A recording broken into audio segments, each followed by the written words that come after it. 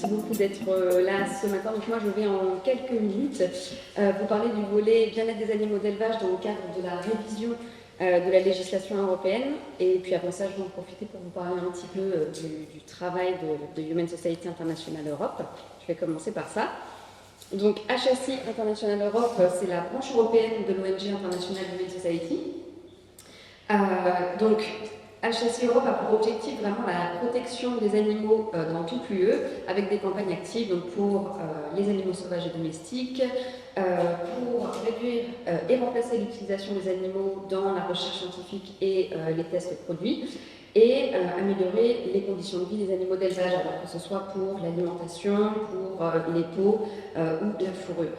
Donc sur l'élevage, cette thématique-là plus précisément, voilà, c'est comme ça. HSI Europe donc, est basée à Bruxelles.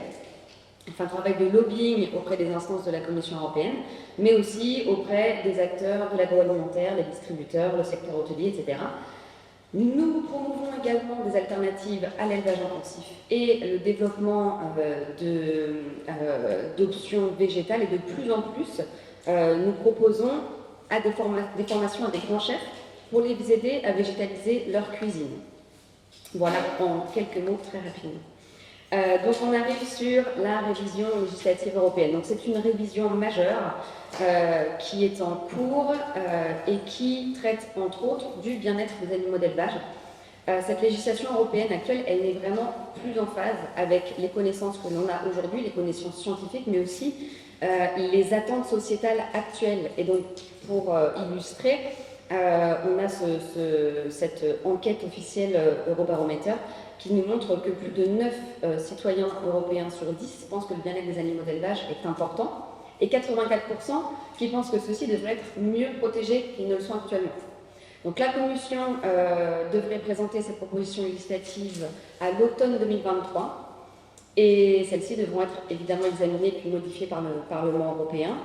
Et une fois adoptée, cette législation devrait entrer en vigueur en 2027 au plus tôt, c'est ce qui est prévu.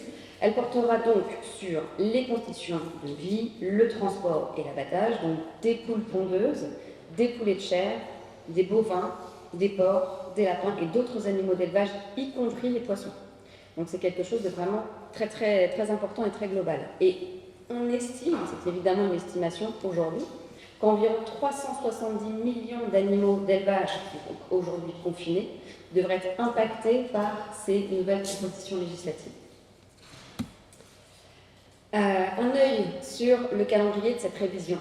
Donc, c'est un calendrier qui est un calendrier prévisionnel. Donc, cette consultation publique, elle s'est tenue l'année dernière. Plusieurs études d'opinion ont été effectuées par le FSA, donc l'Autorité européenne de la sécurité des aliments, entre 2022 et 2023. Les conclusions de l'étude d'impact viennent d'être rendues et les propositions législatives, elles, sont attendues pour environ le dernier trimestre de cette année. Et donc là, on va regarder un petit peu plus en détail ces fameuses mesures, donc 7 principales mesures qui sont envisagées aujourd'hui par la Commission, donc, suite à l'étude d'impact. Donc, premièrement, pour toutes les espèces, interdire progressivement l'élevage en cage. Donc ça, c'est assez important, c'est vraiment une des réponses apportées par la Commission à l'initiative End the Cage Age.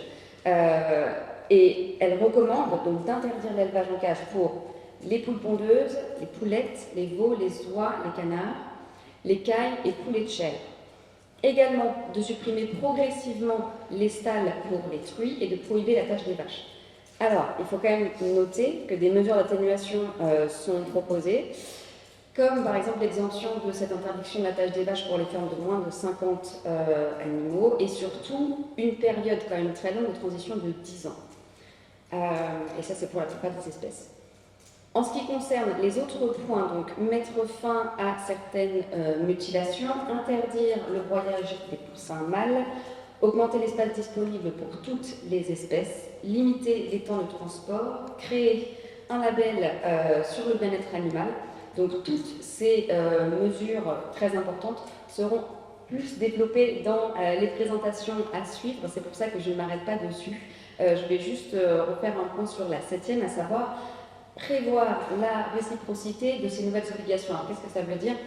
Tout simplement, l'inquiétude majeure, là, c'est que si ces mesures-là, ces nouvelles obligations entrent en vigueur en Europe et sont beaucoup plus contraignantes, le risque, c'est qu'évidemment, on se tourne vers l'importation depuis les pays tiers qui, eux, ont une législation moins forte. Et donc, cette réciprocité imposerait à ces pays qui souhaiteraient exporter vers la France,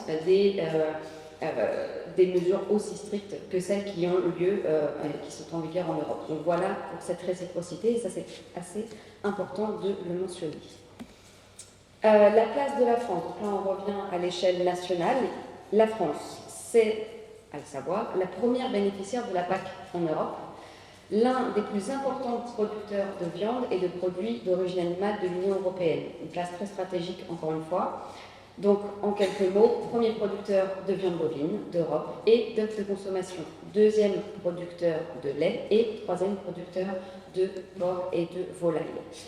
Également, ça se sera développé un petit peu plus par mes collègues également, mais c'est un pays central, géographiquement, je parle. Donc au niveau du transit, au niveau des transports, là aussi, il y a un rôle très important à jouer de la part de la France. Ce sera développé un petit peu plus avant, lors des prochaines présentations.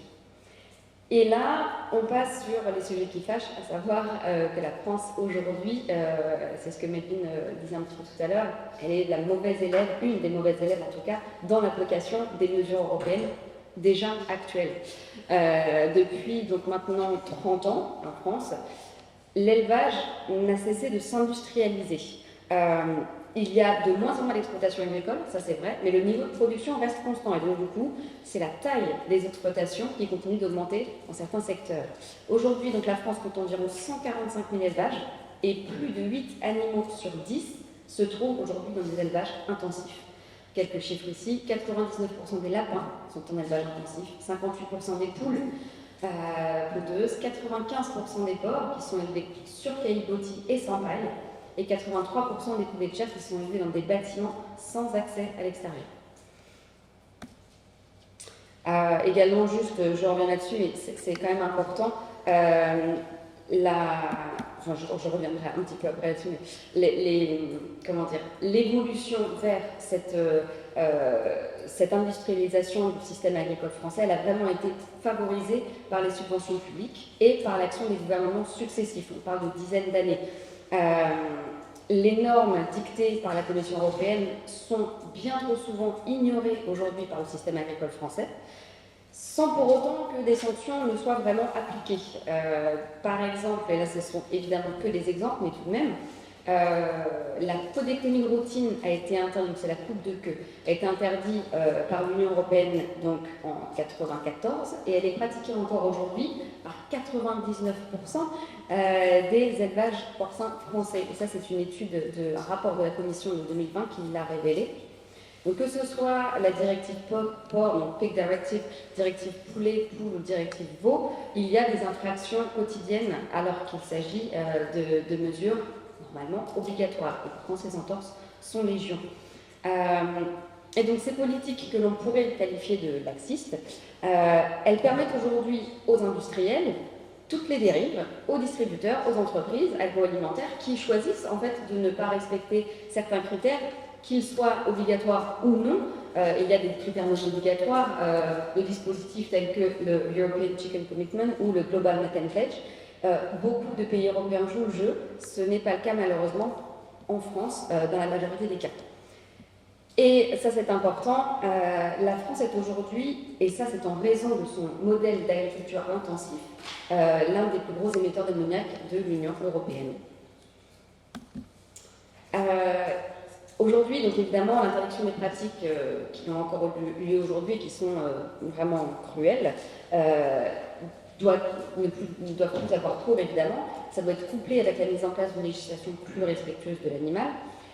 Mais c'est pas tout, il faut aussi encourager les bonnes initiatives. Donc ici, on souhaiterait aussi encourager et les politiques et les industriels à soutenir financièrement les entreprises qui ont des pratiques vertueuses. Également, la transposition de la PAC à l'échelle française, donc le PSN, pourrait potentiellement laisser des marges de manœuvre pour financer une transition vers des normes plus élevées en matière de bien-être animal. Il est important d'accroître la visibilité, des structures qui s'investissent réellement pour le bien-être animal. Et donc pour conclure nos demandes, évidemment mettre un terme aux souffrances inutiles infligées aux animaux d'élevage, bien évidemment, mais également plusieurs choses différentes. En ce moment, donc, on a la révision des normes en cours telles que le pacte et loi d'orientation de l'avenir agricole. Il s'agit ici d'une opportunité précieuse et il faut prendre cette balle au bond et ce pacte doit répondre aujourd'hui aux besoins des animaux et contribuer à la construction d'une Europe durable. Et puis il faut que la France prenne ses responsabilités et soutienne la Commission dans ses travaux et que ça réponde réellement aussi aux attentes des citoyens, on l'a vu aujourd'hui. Il y a la possibilité de réorienter les budgets publics via le projet de loi de finances par exemple ou aussi la stratégie nationale bas carbone. Et puis, pour terminer, c'est important aussi, assurons-nous que soient inclus dans les programmes des partis politiques des mesures fortes de bien-être des animaux d'élevage pour les élections européennes de juin 2024, qui sont vraiment un enjeu majeur. Voilà, je vous remercie pour votre attention.